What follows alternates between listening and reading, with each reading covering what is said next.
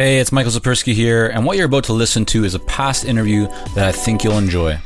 Welcome to the Consulting Success Podcast with your host, Michael Sapersky, where we take you deep into the world of elite consultants.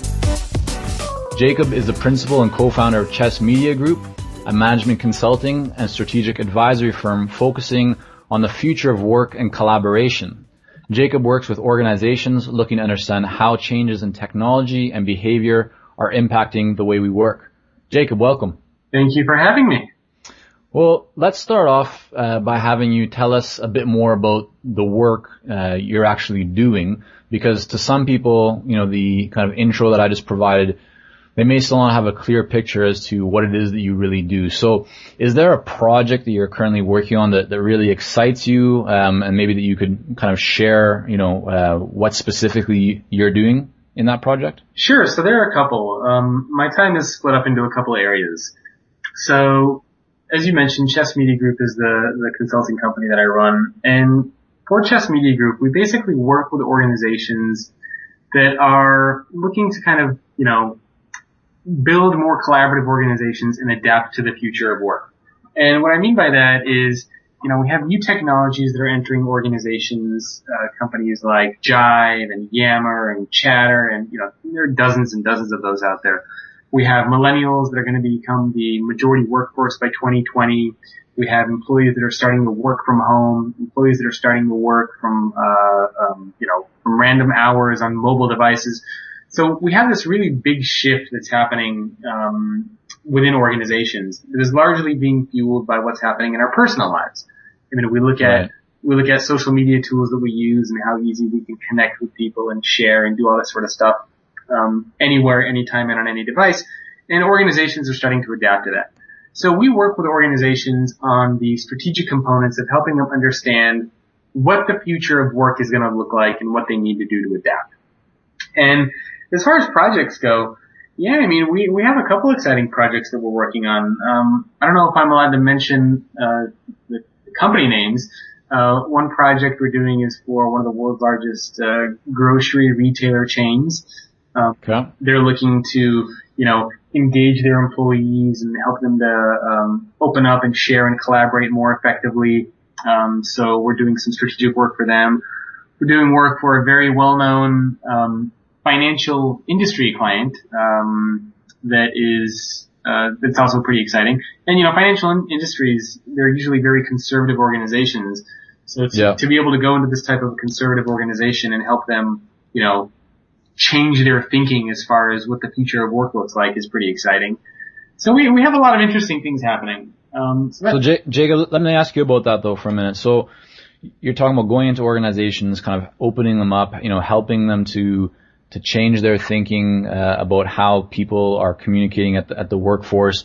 But how do you actually do that? I mean, are you going in to these companies, and doing a PowerPoint presentation for them, or are you doing research and showing them data? I mean, what does your actual work look like with regards to doing that? Sure. So our typical engagements are broken up into one of two ways. The first is around an unlimited advisory engagement. And what that means is that once we define the scope of work with a client, they pay a flat monthly retainer and they get unlimited access to us for any type of advisory, for feedback, for insights, for ideas.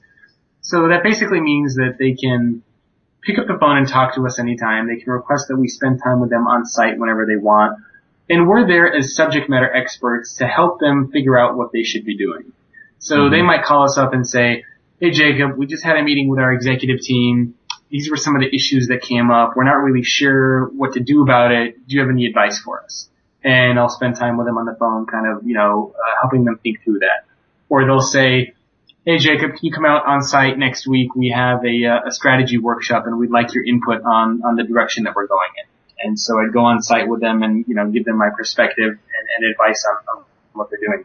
So it's kind of like, it's almost like having a coach or an advisor that you always have access to that can help you, steer you in the right direction, help you avoid pitfalls, help you, and keep you going on the right track. So that's one way that we work with organizations.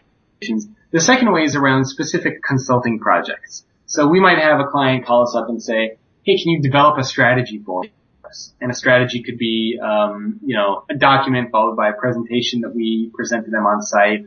Or they could say, can you come in and do a workshop for us? Or can you do a training session? So we have those types of specific consulting engagements, and we also have these types of advisory retainer engagements.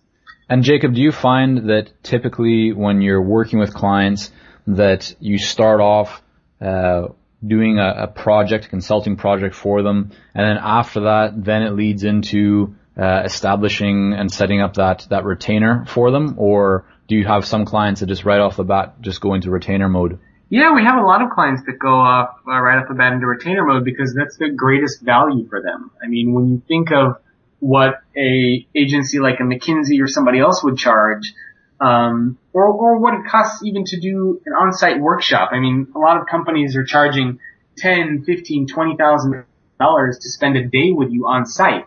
So you can either spend that with a company and get a day's worth of work with them, or you can spend that with us and we'll give you advisory access for a month.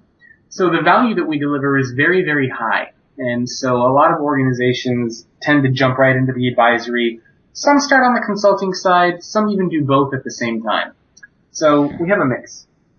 So let me ask you, because one of the biggest challenges that consultants face with regards to establishing consulting retainers with clients is that usually clients aren't willing to go right into their type of retainer that you're talking about, where it's very much, they're really paying for access to you, right? They're paying for your knowledge and your skill set and experiences, but it's really, being able to access you when they need you.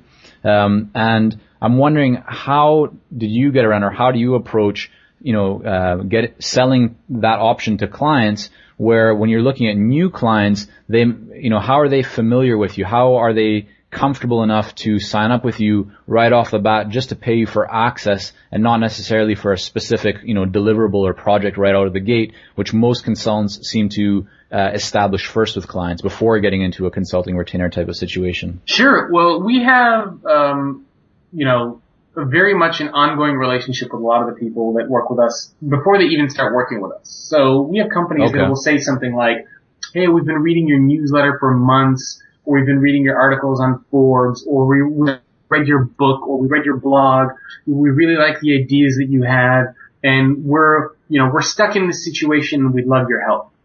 So it's not like they just come to the website out of nowhere and say, hey, email us.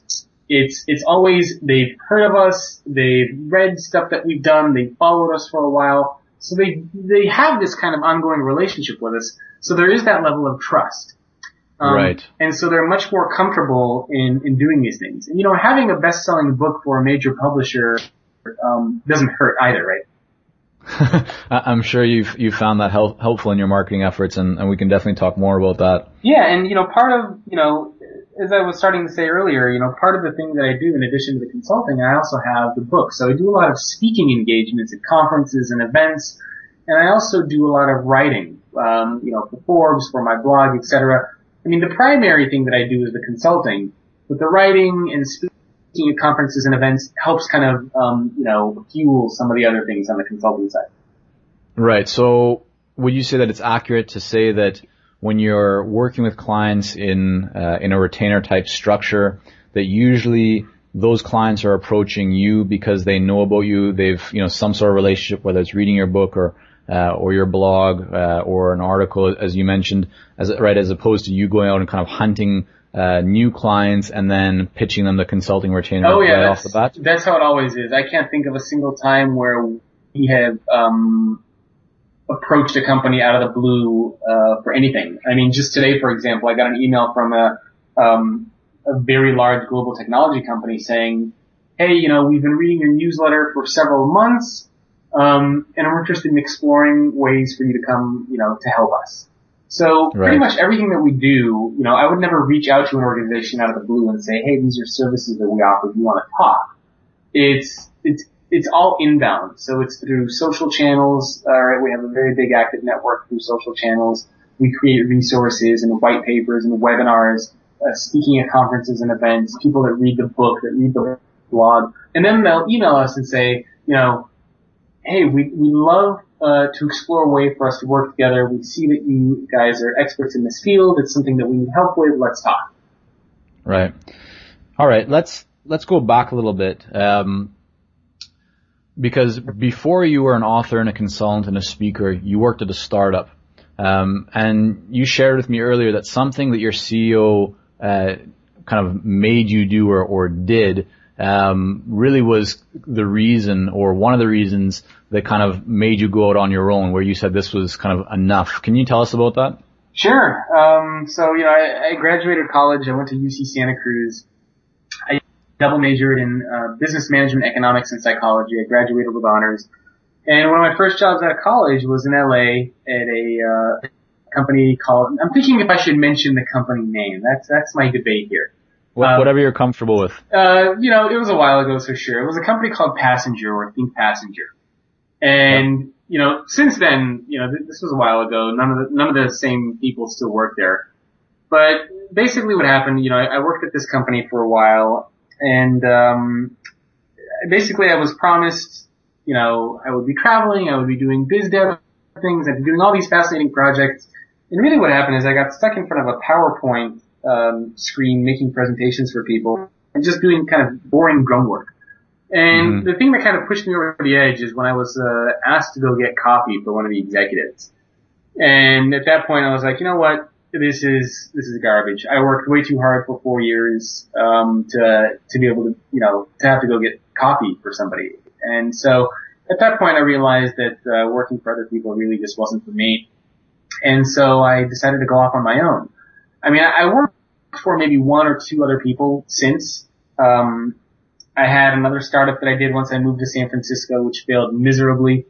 In fact, the only thing that I still have from that startup is a printer that I bought. I still actually use that printer today. It's probably 8 years old, but that's the only revenue generation I got from that startup that I did was this printer. So, okay, yeah. There are certainly, some failed things in the past.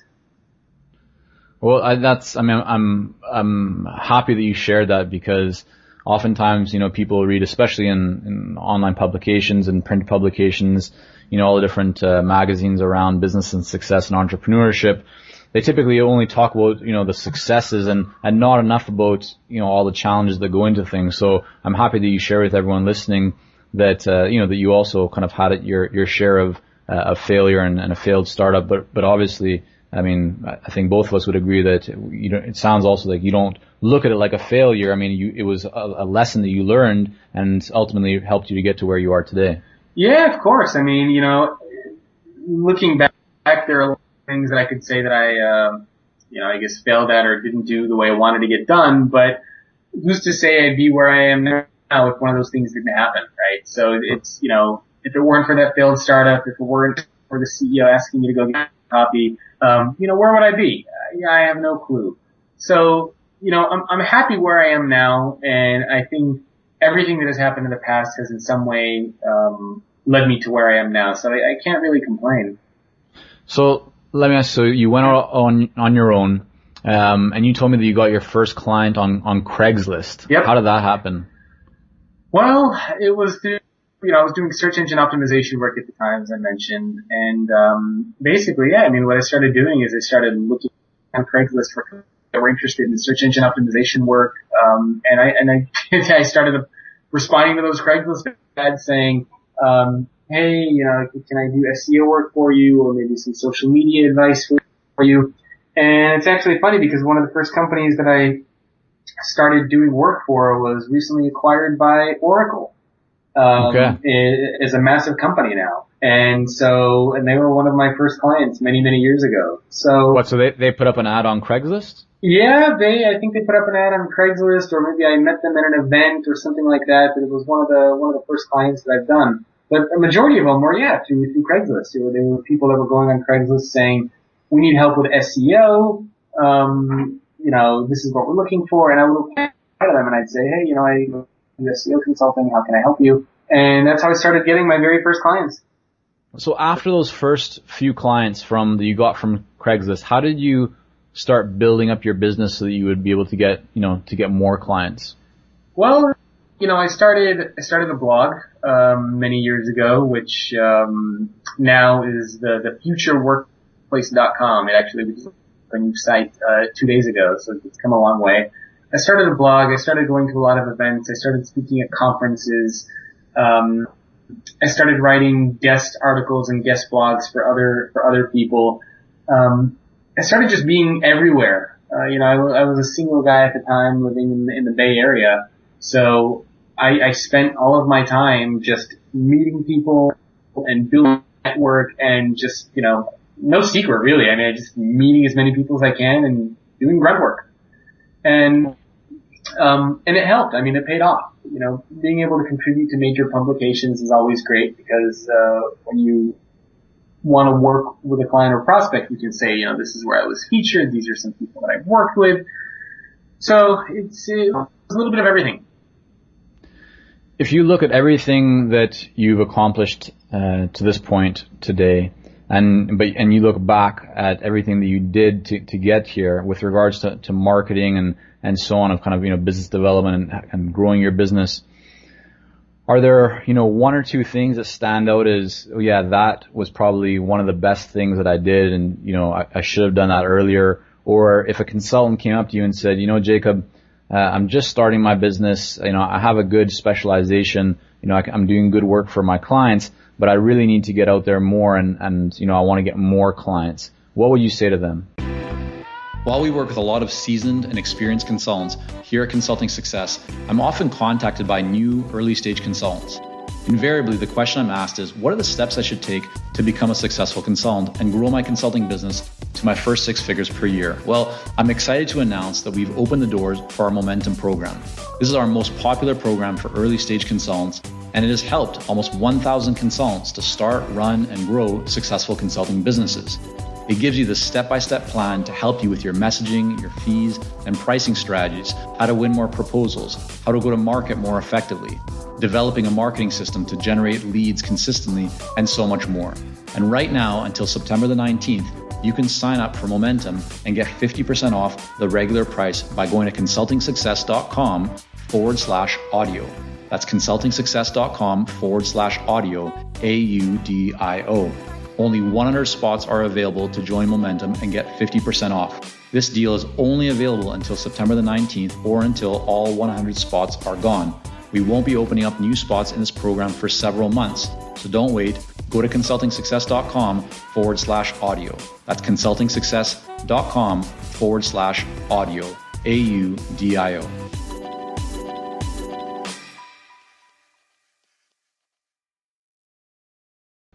So there have been a couple things that I think really helped me. Once I formed my consulting company, Chess Media Group, before Chess Media Group, I was on my own. After I formed Chess Media Group, I work with a business partner. Her name's Connie. She lives in Vancouver. And we have a very great working relationship, so she's been very helpful. Even before that, I think that living in San Francisco, which I know might sound a little funny, but I think living in San Francisco really helped make a lot of things happen for me. I lived in Los Angeles at the time, before I moved to San Francisco. And Los Angeles is a city that's very spread out, right? So anywhere you want to go, any meetup that you want to attend, any conference that you want to go to, you need to drive, and you need to drive for a very long time. One of the things that was great about San Francisco after I moved here was that these events, these conferences, these meetups, these tweetups, whatever you want to call them, they were all within walking distance. So I would literally be able to walk outside my door, and 10, 15 minutes later, I'd be at an event. And then after that, I could walk to another event. And so having everything in such a close proximity allowed me to meet a lot of people, allowed me to attend a lot of events and a lot of conferences and a lot of, meetups and whatnot, and allowed me to start to get my name out there a little bit. So that was definitely instrumental, and that was definitely important. A lot of people don't think about that, but I think the physical proximity, at least when you're starting out, is important. And you have to remember that in my background, I never worked for a big company before this. So nobody knew who I was, nobody knew my name, nobody knew anything that I did. So I didn't have any relationships with anybody when I started my consulting practice. And so that physical proximity of meeting people was very, very important, at least in the initial stages. If you're somebody that's already worked with big companies and you already have kind of an established track record and a big network, then sure, maybe you don't need that physical proximity and you could do consulting work from anywhere. But for me, this kid in his 20s, I needed to have that physical proximity. So that was crucial. Aside from that, I think it was also very important to pick an area that I wanted to focus on and just own it. And, I started off in search engine optimization, which evolved into social media. And for the past couple of years, I've been very much focusing on the future of work. And that's been the area that I want to own and that I want to dominate. So everything that I've been doing for the past, several years has all been around the future of work. So, go ahead. Yeah, I was just going to ask you because, you shared with me that that's actually been one of the strategies, to move with technology as it changes that's helped you. And you've kind of done that almost to the point where, you're one step ahead of the curve. And I'm wondering how, for people that can see that would benefit them and their businesses as well, how do you do that? How do you stay one step ahead of the curve? How do you stay on top of technology? And then even if you are doing that, how do you then translate that into, being useful for your clients and for your business?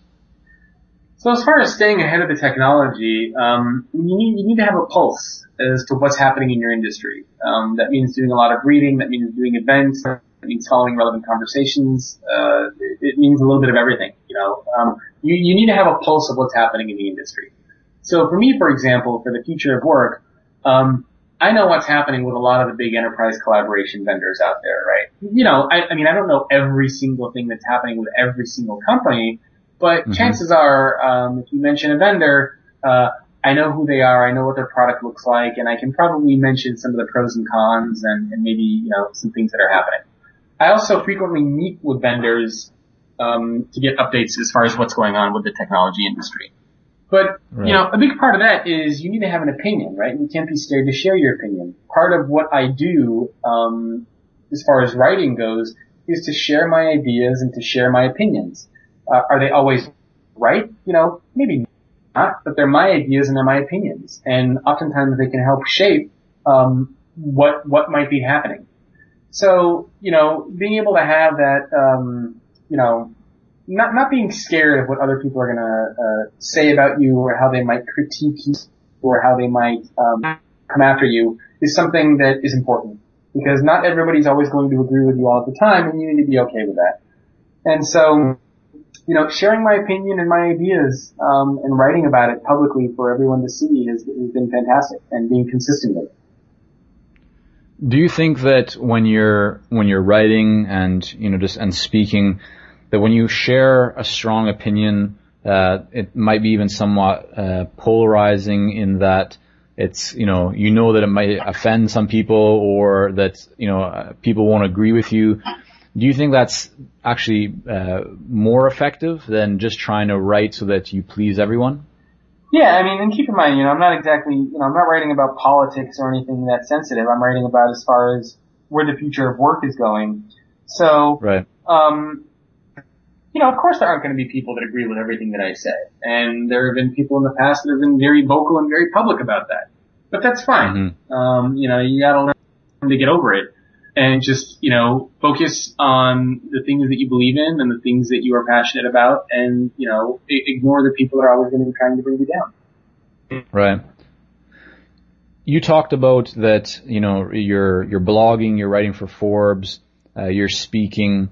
And, I think, in many interviews now when I'm talking with consultants that have, really been able to build up their practice and business to, a very successful level, the theme of blogging and, really becoming a thought leader and getting out there is definitely one that runs through, pretty much every conversation. And I'm interested in to find out in your case, from the time that you kind of really started investing time and energy into your blog, and into networking, pretty much building your business up from when you didn't know anyone and you were new in San Francisco and just kind of starting your business. How long did it take before you were able to really start building a name for yourself and getting clients coming to you? Because I know you mentioned that you weren't really that focused or aren't really now focused on outbound marketing. It's really all inbound, and that people, you're getting inquiries, prospective clients are calling you and so on. How long did it take to establish that? Oh man, that's a good question. I think it's something that's ongoing. I don't think it's something that is ever, completely established. Well, let's just say then for the, to give people a sense, just even to the point where, where you felt like, okay, wow, my business is starting to come together and feeling, confident in the results you were seeing. Sure. Well, for me, it was a little tricky because, like I said, I started off in search engine optimization, and then I went into kind of, social media and social CRM. And for the past couple of years, I've been focusing on the future of work. So I've kind of pivoted my focus a little bit over the past couple of years. But I'd say that, when I initially started off in search engine optimization work, I think it took, maybe 6 months to a year to start getting recognized. But again, it depends on what you do in that time. I mean, if in that 1 year time period you get an article on Forbes and you get a book deal, then a lot of great things can happen. If in that 1 year you write a couple blog posts and send out a couple tweets, nothing's going to happen. So it's, the time is proportional to the effort that, of what you're doing during that time period. So it really depends. It really, really depends. I think that, like I said, one of the key things is being consistent. And for me, I didn't start off being consistent. I started search engine optimization. I probably did that for maybe, 1-2 years. Social media and social CRM consulting, maybe another, 1-2 years. And the future of work, which is kind of where I've settled, is where I want my domain to be. I don't know, maybe the past 3-4 years, 5 years or so. So it took me a little while to kind of find my area that I wanted to settle in. And again, that happened because I didn't really know, after I worked for a big company, I never worked for a big company. So after college, I was just kind of, thinking about what I wanted to do. So it took a little while to get settled into that. Right. I think if somebody knows for sure what they want to do, the area that they want to be in, and they're willing to just put in a lot of work into it, ideally you should start to see some results within 6 months to a year, right? I mean, you should start to see some recognition. You should start to see some things coming in. But again, it depends on the amount of work that you do during that time period. Okay, so let's get into, because you started to talk about consistency. So I think this would be a good time to get into today's action bite, because you mentioned to me that consistency is really important for consultants, and I want to find out from you, what does consistency look like for consultants, and really why is it so important? Sure. So consistency is just a matter of picking the domain that you want to be in, and everything that you do is around that domain. So, for example, I guess one of the things that you could look at, what I've done in the past, is don't necessarily take the path that I took as far as switching from one area to another. But for me, it was a little unique because one kind of evolved into the next. When I started doing search engine optimization work, the field that I'm in now didn't exist. A lot of these vendors and these technologies didn't exist. So it kind of evolved into that. So maybe that's not a good example. But consistency as far as once you know the area that you want to be in, making sure that everything that you do represents that area. So for example, if you are interested in fitness, for example, and you want to have this domain expertise in fitness, then everything you need to do, everything that you write about, every way that you project yourself needs to be around fitness. Don't all of a sudden turn around and start writing articles around, how to assemble furniture or things that aren't, really relevant to what you want to do. I know a lot of people that are in sort of the tangential industry as mine, but, they write articles around influencer engagement, and then they'll write articles around social media marketing, and then they'll write articles around technology, and then they'll write something else around, working from home. So you read all these things and you can't really tell what this person has expertise in. So to be successful at something, you really need to carve out that area for yourself, and everything that you do needs to be revolving around that area. So if you look at, my book, for example, the articles that I write, Everything for the past couple of years that I've been doing is very much focused and branded as the future of work. I mean, that is the area that I want to be in. And consistency is very, very crucial, because that's how people start to know who you are. And that's how people will start to recognize you and want to come and work with you. So when you say consistent, I mean, a lot of people think consistency, and they kind of take that to meaning their the design of their website or blog and their business cards and their logo and, the colors that they use and so on. But what you're talking about, I mean, I guess that could be part of it. I don't know if you'd include that in it or not. But it really sounds more like your positioning in the marketplace and your messaging. And your content. Right. Things that you write, things that you speak about at conferences and events need to all focus on your core area and on your subject matter expertise. Because if you start flip-flopping and start jumping around from one thing to the other, you're not going to be consistent and people aren't going to know, what you do or why they should work with you. But if instead you keep hammering away at one area, and start owning that area, you are eventually going to become an expert and a thought leader in that area. And, I like to think that I've come a long way since I've started, but I still have a lot of work I need to do too. I'm by no means where I would like to be. I still have a lot of things that I want to work on. I still focus on consistency and on marketing and I'm doing all these same things. It's not like I'm just kind of kicking back and just watching the money flow in and people calling me every day wanting my help. I still very much do a lot of the things that I did years ago. I mean, I still go to events. I still write. I still try to meet with people. It's not something that you do and then stop doing. I mean, this is an ongoing process. You need to consistently be hammering away and building out your area. It's something that never ends. Right. Well, Jacob, I'm glad to hear that you're not retiring next month. So I wish, but no, that's not going to happen. Well, this has been a lot of fun. This has been great. I thank you for sharing, Jacob, your insights and some of your lessons, and some strategies and, ways for people to think about, how to build their business, how to make sure that they're consistent and relevant, and also, just how to kind of get out there and really start to make things happen. So thank you so much. No, it's my pleasure. Thank you for having me. Are you ready to take your consulting business to the next level? Learn more about the Accelerator Coaching Program at consultingsuccess.com.